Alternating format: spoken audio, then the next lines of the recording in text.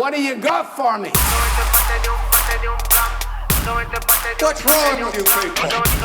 I got nothing for you. What's wrong?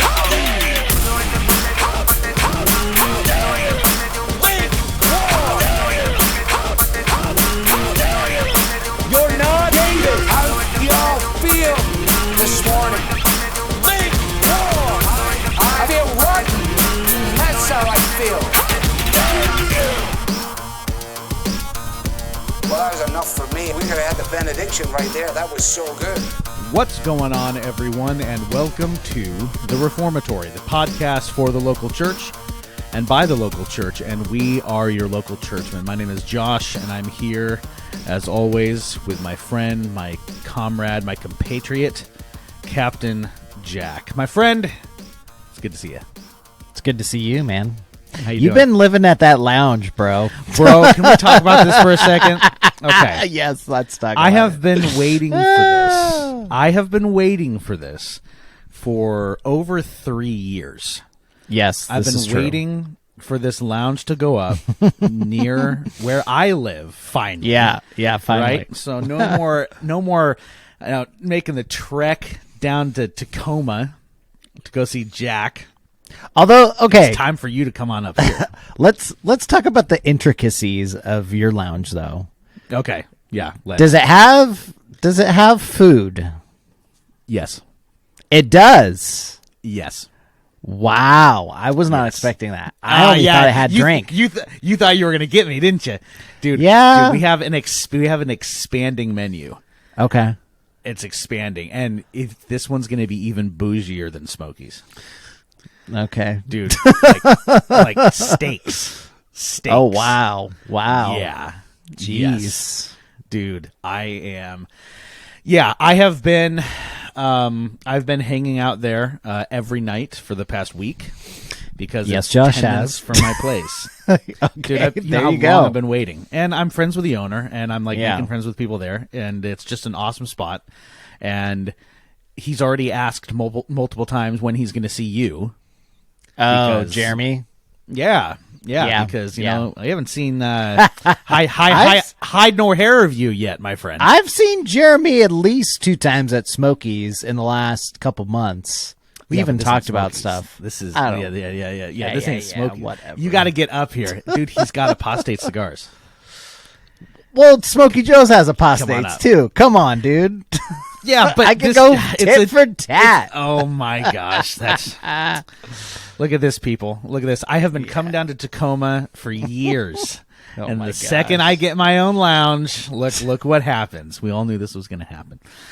Oh my gosh, Jack, my friend. Before we hop into our stuff today, before we hop into our cigar review, we have a shout out. We have some business to conduct, my friend. Yes. We have some oaths to fulfill.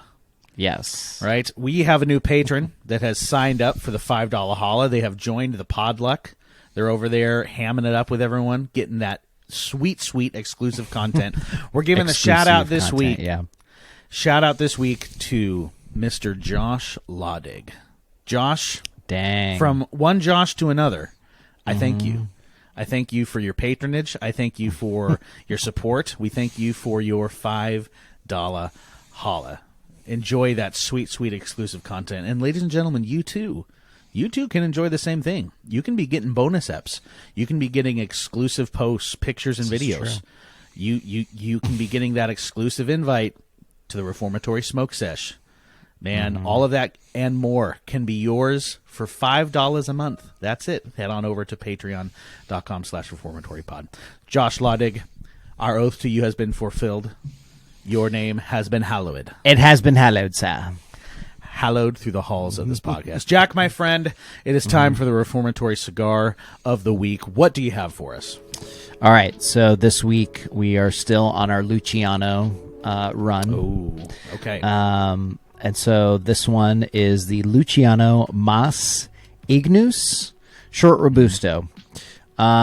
This is pretty interesting. I will say I tried this out not too long ago, I think last week, and it's kind of within the range that we've been talking about, that 10 to 12 range as far as MSRP goes. Short Robusto. Has a Ecuadorian Corojo 98 wrapper. Binder is Brazilian. Filler is Nicaraguan. Dude, I don't know what it is with Luciano. Okay, by the way, he's a very eclectic individual. He Yeah. likes taking he's like, you know that Michael Jackson song, the We Are the World? We are the show. He's like that for cigars. He's just bringing everyone together. pretty much. I messed up last week when I talked about the other one. I called that cigar the Santa Maria. It's actually called the Maria Lucia. my goodness. I had baseball announcers on my mind where they like hit home runs and like the baseball announcers Maria. like Santa Maria. Yeah. Grand So- salami with all the mustard. Dude, Yeah. I had baseball on my mind, so I completely messed up. I So get it. I get the it. cigar from last week was called the Maria Lucia. This one is called the Mas Ignus. Okay. And so, like I said, it's from Nicaragua, but the wrapper is Ecuadorian Corojo 98, Brazilian binder, and Nicaraguan filler. Okay. And man, this is so. I would say the first third is a little bit more on the complex side of things. You are going to get like a whole lot of different flavors there. I was getting like peppery. I was getting some sweetness. I was getting spice. And then it kind of mellowed out after that last third to be more kind of like cocoa-y, and kind of more like chocolate milky. So yeah, it is very, that first third is complex, and then it kind of evens out for the rest of the cigar. So, but overall, good smoke output. I mean, good, as far as the burn rate on it, really good. I had to light it up once again, kind of in the middle of it, because I put it down and I had to do a screen for work. And then picked it back up, but it was going right pretty well after that as well too. So this is a really good cigar. I like the cigar quite a bit. Yeah, it's just that first third is just, it threw me off a lot because the flavors and the complexity in that. I'm not saying it's bad. I'm just saying it throws you off because you're trying to get this flavor profile going. But overall, really good cigar. Highly recommend the Luciano line. I think this cigar is going to end our Luciano run. Okay. I don't think they have any other cigars Coming to a I want to close. check out. But yeah, this will conclude our Luciano run of the cigars There it that they is. have. So, but yeah, very good overall run. Highly recommend Luciano cigars if you want something within that 10 to 12 price range. So, yeah. Yeah. Well, Jack, as always, putting in the work for the people, doing just a man of the people. We appreciate your hard work on that. We know smoking all these cigars to bring to the reformatory, like, we know the toll it takes. We know it's hard, but we appreciate the hard work. We really do. Yes, sort of. That, kind my of. friend. Yeah. That, friends, whether you have heard it here for the first time or not, that is the reformatory cigar of the week. And as always, you know what to do. Go and smoke to the glory of God. All right, Jack. So today we're gonna talk about a slightly heavier topic, but Yeah. I think we still want to be encouraging. The week that this dropped, a few days before this episode was Memorial Day, right? We've covered Memorial Day on this podcast before. It is not the day where you celebrate veterans. No, 'tis not It is that the day day. where we celebrate and remember and honor the men and women who have given their lives to defend the freedom of this country. Right, so it is one of our more, if not our most solemn holiday that we celebrate here in the States. But it brought up, I think, just a broader topic, kind of springboarding from Memorial Day into a broader topic for the local church years. How do we, as brothers and sisters in Christ, encourage one another, come alongside one another when one of our family members is grieving, whether for whatever reason, right? Grief, just because of the world that we live in, is something that we have to deal with this side of heaven. Yeah. And Christians aren't. contrary to what some very popular prophetic teachers would like to tell you, Christians are not immune to grief. We're not immune to death and sickness and difficult times, and there's many times in our lives where we find ourselves grieving for one reason or another, and the church is important. The church is needed in those moments. So, Jack, this is something that you specifically kind of wanted to talk about, kind of springboarding off of Memorial Day. I'm going to throw it over to you first, man, just to give us kind of your initial thoughts on, just this, how we can approach the topic of grieving within the local church. Yeah. So I just made this little comment on Twitter as well too, and just how we even talk about Memorial Day. Some people have said like Happy Memorial Day or something like that. I'm like, one of my pastors got up and said Happy Memorial Day at one of the services, and then myself and another gal who she just had her first child. We were talking. It's like, it just feels so wrong to say that. It just feels like Happy Funeral Day to like people who have just like passed away or their loved ones passed away, or I mean, you can blame it on the fact that like one of my pastors is Canadian, so I mean, I guess you can blame it on that. But well, and it's one of those things too that it's just kind of awkward. It's like we're not quite sure what to say, Yeah, like you put happy in front of every other holiday. Yeah, I think just that kind of springboarded my mind into the fact that it's so difficult for us to conceive of death or in light of somebody dying in this very kind of solemn observance. Even just how in the Christian faith, we have Good Friday. Obviously, those are very complex things to talk about, in the fact that we have Good Friday. I think that's more of a way in which we talk about how Christ's death is sufficient for us. And that it has justified us.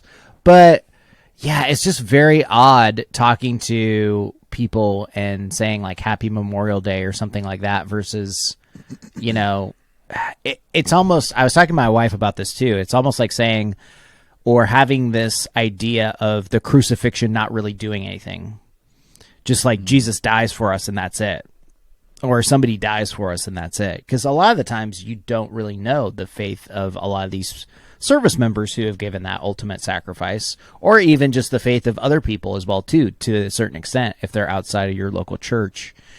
So yeah, that kind of springboarded me into a way of like, well, how do we think about death? And I was reading an article as well too in Tacoma about the fact that, gosh, I think like suicides have gone up in the veteran population by like 57%.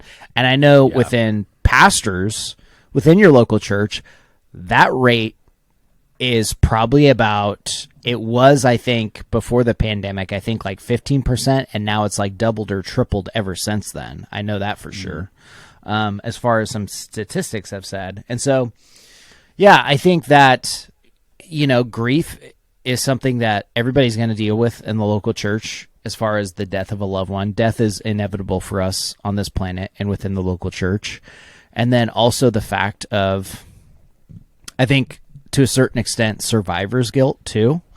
When somebody dies and they die in certain circumstances to which you feel like, I could have done more to a certain extent, something along those lines. I think everybody feels that within the local church, but I wanted to talk specifically about those things and just how we deal with them and maybe how to process them, because I think that death is something that we can talk in this way of putting a nice bow around it, but not talking about the complexities of how death really affects us week in, week out in the local church. Yeah. But yeah, I just wanted to pose that because we all deal with grief. I think that some of us have dealt with grief a little bit more in tunely than others. Sure. Gosh, I think over the last 10 or more years, it felt like somebody that I knew pretty close to me was like dying every year for 10 years. Yeah. So it felt like in 2011, it was my mom who passed away from cancer. The years after that, I dealt with deaths in Afghanistan with some of the people who were in my unit. The years after that, I dealt with deaths of friends that I knew in college that were with me in our Army ROTC, that were in the Army in Afghanistan still. Outside of the military, it felt like my dad was trying to remarry somebody, and she passed away in a car accident, very tragically, and just it kept going over and over and over. And Sure. I feel like people, there's going to be a certain, I don't know, there's going to be a certain numbness that you have towards death. And then there's also going to be times where I feel like the Lord's going to give you some softness of emotion to kind of actually process that a little bit better too. But yeah, it's just in the local church, it could go one of two ways. You don't talk about it, or maybe you do talk about it, but it's not maybe in a way that helps you, so to say. But Sure. I feel like those are kind of the two options that we see in the local church when talking about grief, and especially grief over the death of a loved one. And I feel like none of us have processed, or at least most of us.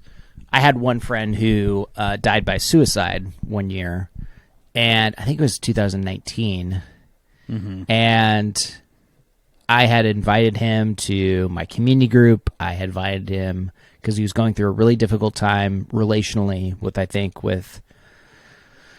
is either his wife or something along those lines. And yeah, I mean, I invited him to my community group to hang out one night, and then he didn't come. And I'm like, oh, geez, I hope nothing happened to him. And we kind of prayed for him at the community group and everything like that. And then the next day I got the word that he had died by suicide. And so just like stuff like that, man, sometimes we don't know how to process in the local church those big events. Because I think for some of us, we rush to hope a little bit too quickly. We rush to sanitize it Sure, yeah. because it's not easy to think about, right? So, yeah, I think that those topics are pretty big when we look at them from the sense of like, are we just putting a nice, cut of paint on this topic and moving on, or are we actually dealing with some of the issues in the local church? And I know Josh and I are pretty candid about talking about this stuff, and so, but yeah, those are my initial thoughts coming out the gate of stuff. Yeah, no, all good thoughts, man, and all real stuff that has to be dealt with. I think we have, when we're dealing with grief, if I'm counseling somebody through grief, right, I think Christians need to be able to deal with grief differently than the world does, because the world doesn't have the hope of Christ. Yeah. Right? The world doesn't have the hope of the resurrection. The world doesn't have the hope of knowing that all things work together in some strange way that we don't understand, right? So the world deals with grief very differently, in that I would say that by and large they don't deal with it. Sure. That, death isn't something that we talk about, right? It's not something that we like talking about, just because it's so final, right? It has this, it just has this finality that's foreign to us, right? And I would make the case that death, it is supposed to be foreign to us, because it's not how we were created, right? Right. We need to remember that sickness and pain and death are consequences of the fall. Yeah. It was not in God's perfect world that he created. So of course death is foreign, because it goes against everything that we were created for in some way, right? Yeah. So I think when counseling grief, when trying to encourage someone who is grieving, something that a lot of folks don't do, and I think it's probably with good intentions, but I do think that they kind of, like you're saying, Jack, I think they run to sanitize it too quickly. And I think something that we need to be willing to do, comfortable to do, and striving to do, is to acknowledge what happened, to acknowledge the grief and to Yeah. acknowledge the pain, acknowledge the sin, if applicable, right? And be willing to sit in that. Yeah. Because often, I mean, and look, we see this in Scripture. We rejoice with those who rejoice, and we weep with those who weep. Right? We see Christ as he's his friend Lazarus has passed away. Like, Jesus knew he was going to raise Lazarus. He knew what the plan was. He knew death is simply something that he can reverse with a word. But what do you see Jesus doing with Mary and Martha? He cries with them. Yeah. Right? And he sits with them in that grief. Right? And he's willing to show that, And that's something that I think we need to take a picture of and keep that in our mind, is when we are helping someone through grief. One of the most important things that we can do as Christians, and it's actually encouraging, is to sit with them. Acknowledge, this is horrible. This is painful. And this is not easy. Yeah. Right. That's important. Yeah. I think when you start from there, then the gospel will do what it does. It'll bring hope. But we need to know what we're being saved from. Yeah. Right? If the gospel is going to be beautiful. Yeah. Right? And often grief, the gospel covering over that grief is it happens so much more efficiently when I think we are okay with sitting in the grief. Yeah. For a time. Right? Yeah, and it's something interesting. I mean, so recently there was he's a 9 Marks author, and his name's John Onwuchekwa. He talks a lot about grief, and he equates it to how a lot of people don't want to talk about grief because a lot of people don't want to talk, or don't want to, the same instance as people don't want to drink coffee because it's bitter. Because it has this bitterness straight up front, and you have to kind of get attuned to coffee and drinking coffee to taste the sweetness of it in the back end.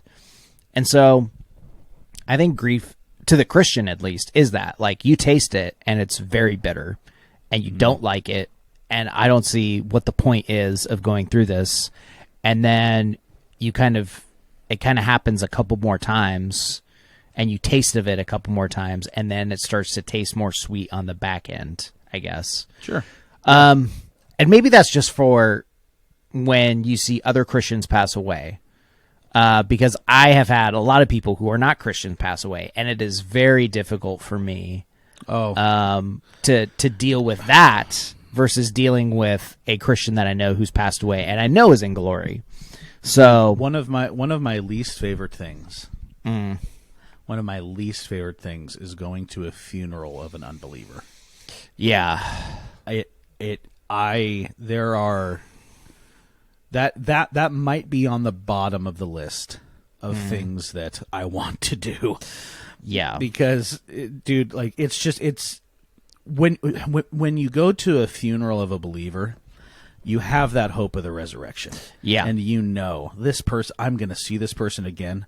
I'm going to be singing with this person. We're going to be praising Jesus. We're going to be eating good food. It's going to be amazing, right? Mm-hmm. Man, that finality of death that we talked about at the beginning, it's not there. It's not there with the Christian, but it is with the unbeliever. Yeah. And that is a very acute grief that is extremely bitter. Yeah. Extremely bitter to drink. Yeah, and I just think of that over and over again for some of the instructors that I knew. One of the major events that happened when I was a believer in college, and it was my senior year, and it was maybe a month or two into my senior year of college, and we had found out that one of our Army ROTC instructors had died by suicide because the Army had told him, you are not going to retire like you thought you were. You're going back to Iraq and all this stuff. And I mean, it hurts so much to the extent of you had these spiritual conversations with him. Yeah. And there was no response out of those, Right. And you really care for this person, and you want to see this person on the other side of death as well too, right? Yeah. And when you know that they probably aren't going to be there, I think that's probably that's kind of a somewhat of a survivor's grief too that Christians deal with, of like, you witness it's to the worst type of grief. Yeah. I don't know if there's a worse grief. Yeah. I mean, like, I'm hard pressed to think of one. Yeah. It's just I guess that's the hard part too about grief in some cases, where you've had these spiritual conversations with people and then they die tragically. And you're left with, God, I guess the question, God, did I do enough to share the gospel with them? I guess that question rings in my mind sometimes in some of those deaths, but sure. And look, we know, like, that's where our theology, I think, has to come to our rescue. Yeah. And that, it's very easy to have those questions. Mm-hmm. It's very easy to think that, and it's very easy to replay the conversations and the moments in the head. And, Jesus is still king. Mm-hmm. He's still Lord, and his will is still sovereign.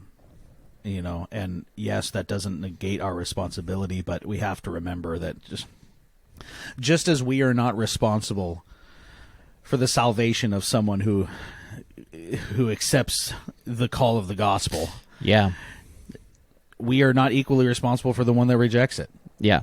And that's a hard thing. I think we naturally agree, like, oh yeah, if that person's saved, I didn't do that, right? Yeah. But for some reason we have a hard time with the antithesis of that truth. Yeah. Right? And that's where I think a lot of that grief comes from. But Jack, it's something that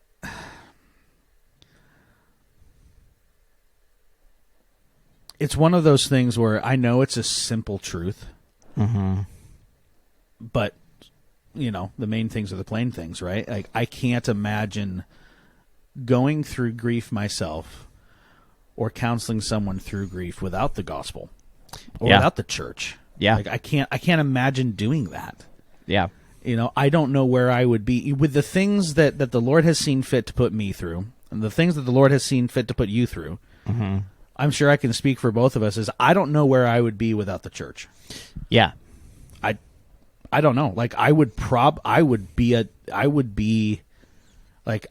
shudder to think where and who I would be if it weren't for the people that God put in my path. You know what I'm saying? Yeah, absolutely.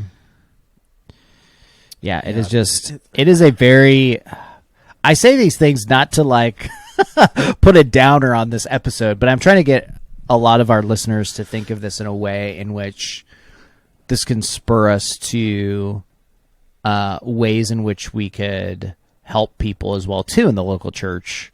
Because I think that death, I think that on one hand, it's going to be inevitable and it's not going to be fun to go through. But on the other hand, you do have a way in which you can be a blessing to those around you when death does come and those people are grieving, and you can show them a practicality in loving them as your brother and sister in Christ that can actually help them a whole lot versus just not doing anything.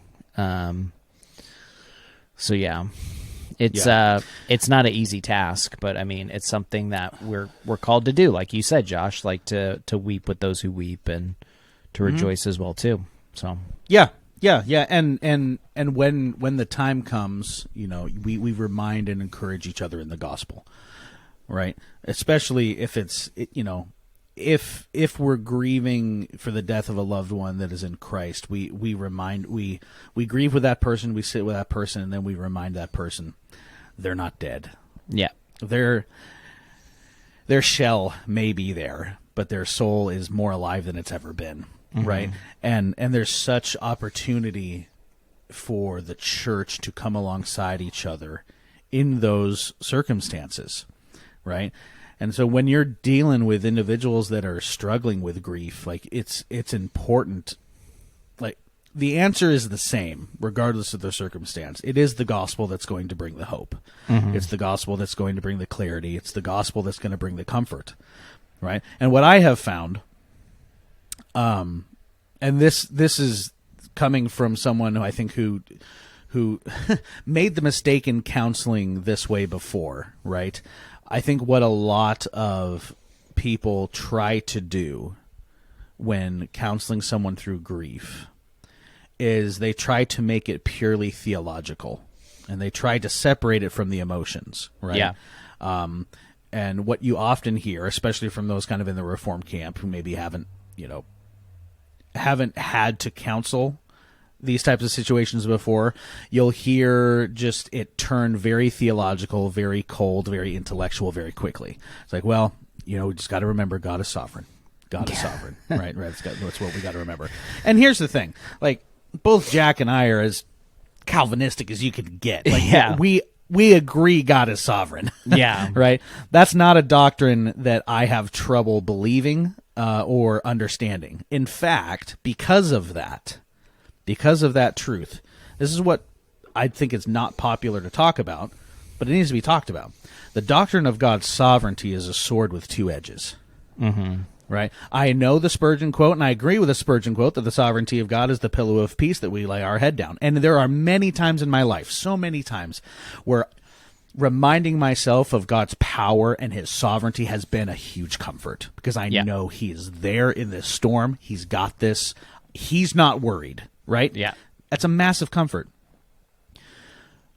But God's providence, his sovereignty, has another edge to it.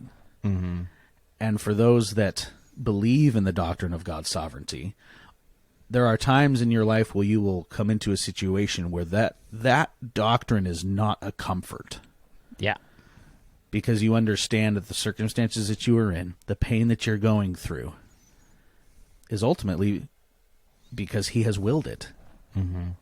And you're left in a situation like Job, right? Who understands God's sovereignty. And because he understands God is all-powerful, he cries out to God, asking him, why? Like, why are you doing this? Yeah. Right? Job didn't lack understanding in God's power. I think Job had a very good understanding, and that's why we see him react the way that he does, right? Yeah. So we got to be very careful when we're counseling those or coming alongside those that are grieving, not to simply turn it theological. Something that I have found in my own life and in the lives of others that I have found to be much more of a comfort, just as true, but much more of a comfort in those times, excuse me, is to remind that individual, after we have sat with them, Yeah. right, that Jesus is with them, Yeah. that he loves them, he cares for them, he understands the pain that they are going through because he went through it himself, and he is sitting with them at this moment. Yeah. Understanding that you have a shepherd that is leading you, that is guiding you, that is caring for you, that embraces you and loves you because of the gospel. That, in those moments of very acute grief and pain, is much more of a comfort than the doctrine of God's sovereignty. Yeah. Even though I confess and believe in the doctrine of God's sovereignty, and it's never not true, we need to understand how to come alongside these people that are hurting. And it's with Jesus. It's Yeah. with the gospel. Yeah. Because picture this, right? Let's understand this. All theology is meant to be interpreted and viewed through the lens of the gospel. What I mean by that is that if the gospel was not true, if Jesus wasn't who he was, if he is not my advocate, my brother, my shepherd, then the doctrine of God's sovereignty is terrifying. Absolutely terrifying. Yeah. Yeah. we need to understand that all of our theology. I know this is a rabbit trail, but I think it connects. Our theology needs to be interpreted through the lens of Jesus, through the lens of the gospel. Yeah. That's what makes the doctrine of God's sovereignty comforting. Is because I know that because of Jesus, God's sovereignty is for my good. Right? So when we're comforting folks, remember that. Remember that it's not only good, but biblical to sit with them in the silence of grief and to weep with them. You don't need to say anything. Yeah. You can sit there and cry with them because that's what they need. And when the time comes to say something, don't give them an intellectual speech. Don't break open your systematic theology and give them all of the attributes of God. Give them Jesus. Yeah. Give them the gospel. Remind them of who Jesus is, what he has done for them. All right? That should be the theological lens that you focus on, is Jesus as the comforter and their shepherd. That in those times of grief, that is what's going to bring the comfort. Right? There's many other times in our lives where those very deep theological truths need to come up, and that's something that we talk about, and that's something that we reference, right? God's sovereignty is a very applicable doctrine, but we can never do it without the lens of the gospel. Yeah. That has to be there, because that's what makes that doctrine comfortable, or comforting. Yep. Right. So those are just some initial thoughts from someone who's had to counsel a lot of grief and who has been in grief before. That's what brings comfort is Jesus, and knowing that he's walking with me. Yeah, right. Absolutely. Anything else on that, Captain? No, I think we covered the gambit there. I know it's not the most it's appealing topic to talk about, but neither is Memorial Day either. You know, it's very tough for us to talk about death and everything like that in a culture that I think wants to put it off so much, or wants to reverse it as much as we do, or sugarcoat it. But sometimes you got to have some eps that just kind of have some deep cuttage there. So push against the grain. Yeah, that's right. That's right. Well, Jack, my friend, why don't you get us out of here, and we'll move on to recording some Patreon eps. Yes. For our exclusive patrons. Yes. So, ladies and gentlemen, boys and girls, if you appreciate and like the fact that Josh and I will not give you any BS episodes talking about, we are not holding back on the topics here. We will not sugarcoat things like maybe some other podcasts might do. Those sugarcoaters. You too can follow us more and ask us more questions on the sociables, if you will. The Facebook, the Metaverse, the Instagram goes well with chocolate and marshmallow, and as always, the hot dumpster fire that is the Tweaker, the Twitter, the Little Blue Bird site. You could follow us all at those tagged sociable pages at the tag at Reformatory Pod.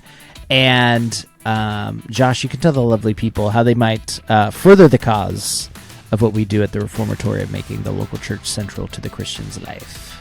That's right. There are multiple ways. First, but not least, you can head on over to YouTube. Man, we're on YouTube now. You can watch us as well as listen to us. Don't know why you'd want to do that, but inglorious, dude. You can look at our videos. Jack, get this. They can watch the Reformatory on YouTube in 4K. 4K, baby. That's right. You're going to see every pore, every zit, every wrinkle that we got on our face. Glorious 4K. Head on over to YouTube, like, comment, and subscribe. That's, as the kids say. We would really, really appreciate that. If you're listening on a platform like Apple, those of you right now listening on iPhones, I see you. Yeah, I'm talking to you. Oh, you think I'm going to let this go? Oh, I'm not letting it go. I see you looking at your Apple right now. Now you're smiling. Now you're laughing. You're thinking, no, he's not talking to me. I'm talking to you. If you're listening on Apple, it lets you rate the podcast. It lets you review the podcast. You got to do that for us. Help us out. Give us a little love. Little 5 stars for 5 solas action. Just scroll down, give us a little 5 stars, maybe write us a little review. You on Apple? I'm looking at you. I'm still looking at you. Yeah, you think I forgot about you. I didn't. Last but not least, if you want that sweet exclusive content, just as Josh Laudig did at the beginning of this episode, then head on over to patreon.com/reformatorypod and join the podluck. That's right, to get that delicious, so good exclusive content. If you do, our vow to you, our pledge, as you have observed time and time again, is that your name shall be hallowed. Hallowed, sir. Hallowed. Hallowed through the halls of this podcast. That is our pledge to you. We thank you all for listening, and we will catch you on the next step of the Reformatory.